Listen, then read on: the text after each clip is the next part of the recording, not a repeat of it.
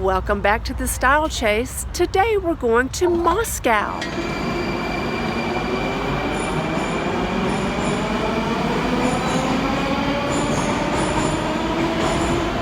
Take our chances and go on the metro.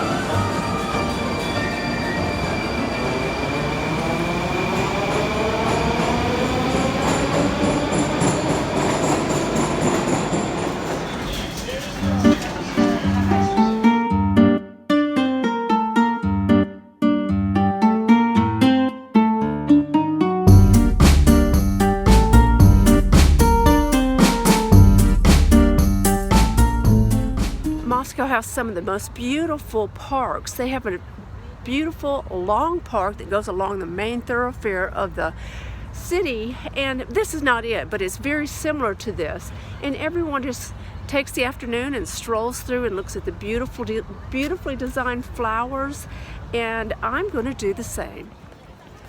Well, we made it to Moscow, and we're at the Kremlin. And it is unbelievably crowded, as we found out just about every place that we've been in Russia, because it's tourist season. But I'm going to move this way because I'm going to see if you can see this beautiful church in the middle of the Kremlin. Are walking towards St. Basil, which you'll recognize as the beautiful cathedral with the onion domes. And it is really beautiful out today, but the sun is so bright. As an American tourist, I think one of the most interesting things that I have seen about Moscow is the number of churches that are in the city. And it's not really just Moscow. Just about everywhere I've been in Russia, including St. Petersburg and every place in between, there's just a huge number of churches. Probably as many or more as I've seen in Italy, around Rome. The ones that I am seeing in Moscow and St. Petersburg are beautiful gilded dome churches, and I really wasn't expecting. I'm really surprised. I was not expecting to see so many churches, but it's a beautiful sight. And of course, there's this one in my background. I'm going to tilt up just a minute. It is just fabulous.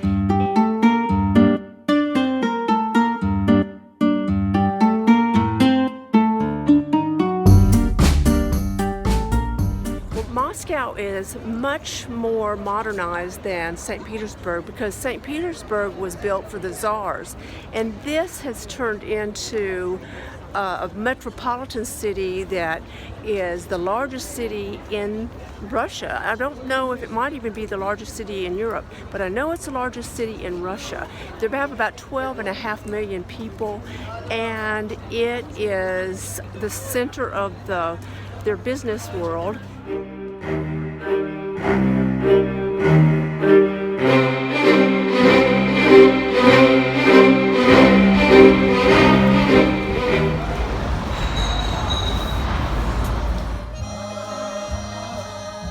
We found the Ritz Carlton's rooftop O2 lounge provides one of the best locations for a view of Moscow cityscape.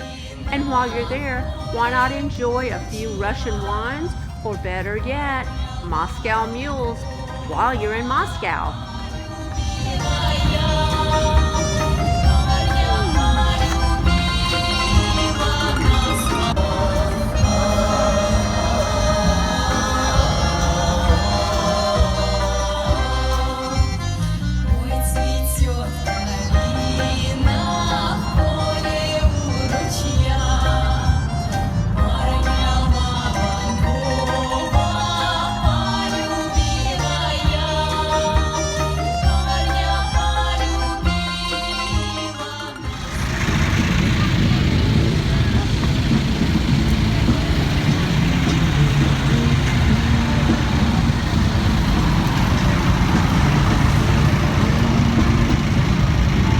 We're across the street from Moscow State University, and we're at Sparrows Hill, Oh my gosh, these motorcycles are crazy. This is known for all of the motorcycles in Moscow, all the motorcyclists, and they are everywhere. It's Saturday night and everybody's out, and it looks a little bit crazy, but we're gonna check it out. I'm doing this for you.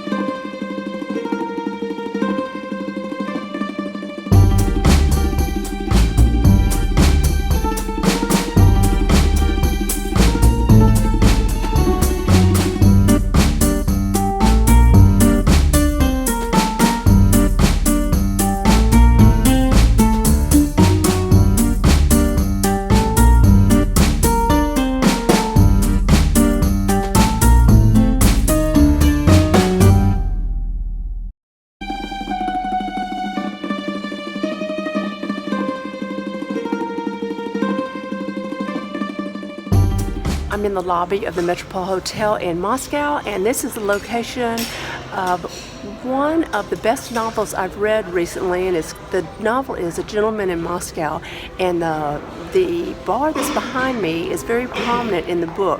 And this hotel is very well preserved, and we went into the restaurant and had breakfast, and the restaurant is described perfectly in the novel. So if you get an opportunity, read the book, and then if you get the extra luxury of visiting the hotel, you'll be surprised at how similar it is to the description in the book.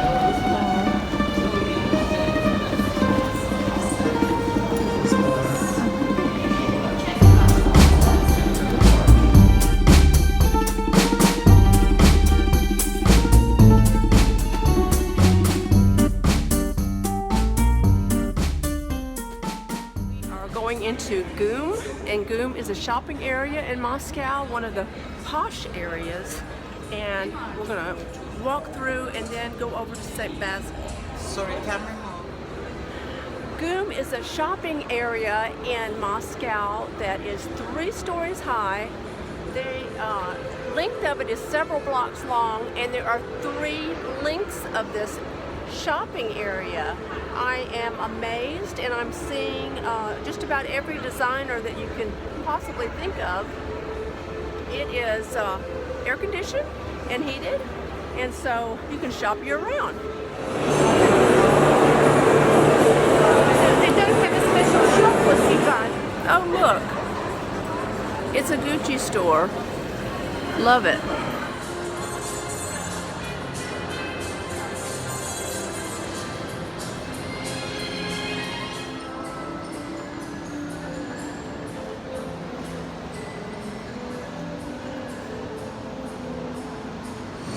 Miss an opportunity to shoe shop, so I'm going in.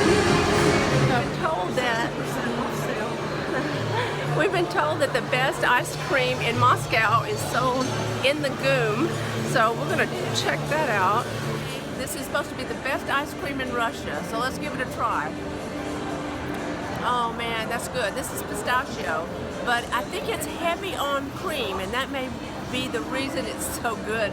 And I'm sure it's not the healthiest ice cream you could ever eat, but it's yummy. On the bottom floor of GUM, there are 3 floors, and on the bottom floor of GUM, there are the better shops, all of the designer shops. I think behind me is Gucci, and then there's Cartier, and it's a real destination spot for shoppers. And then toward the top, you find more restaurants and smaller shops. But I have to say, this is really spectacular. Everyone seems to want to be in GUM. There are a lot of travelers who make this a destination shopping spot. This is fascinating. I'm really surprised at how many people are here. The doors open at 10 o'clock.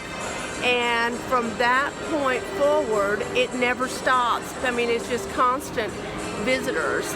And it gets more crowded toward the middle of the day because a lot of people want to come and have lunch and finish their day shopping.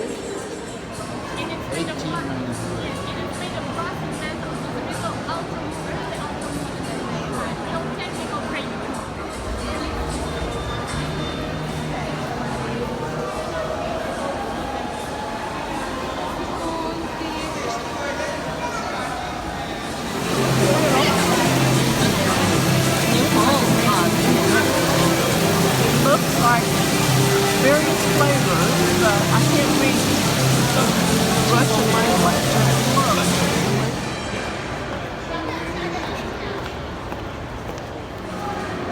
We're going into this historic bathroom at the Goon. It's supposed to be one of the most luxurious in Moscow.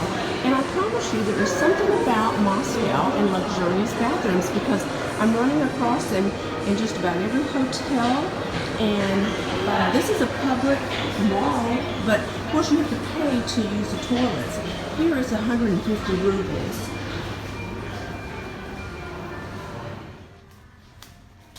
First impression is that it's like a little dressing room, a little private dressing room. And the toilet itself is not that elaborate. Bronze toilet paper holder and little trash can and a nice shelf for your handbag. And this is my receipt, see? There you go. They did provide everything you need, and they have real linen hand towels. You don't have paper towels, so that's kind of a plus.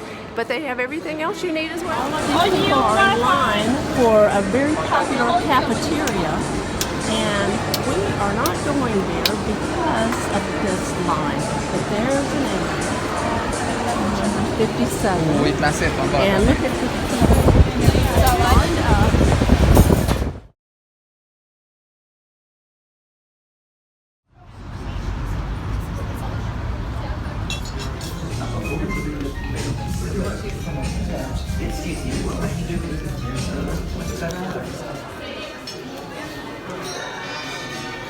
Dr. Zhivago is an absolutely beautiful restaurant, but I didn't want to film inside so much because I didn't want to interrupt everyone's lunch.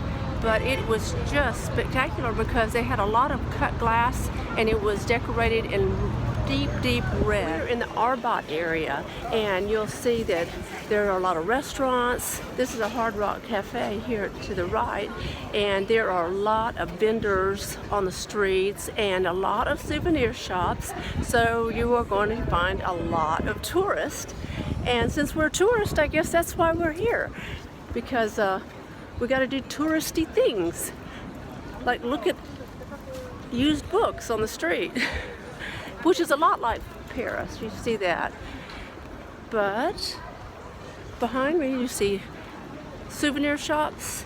There are probably 50 souvenir shops along the Arbat.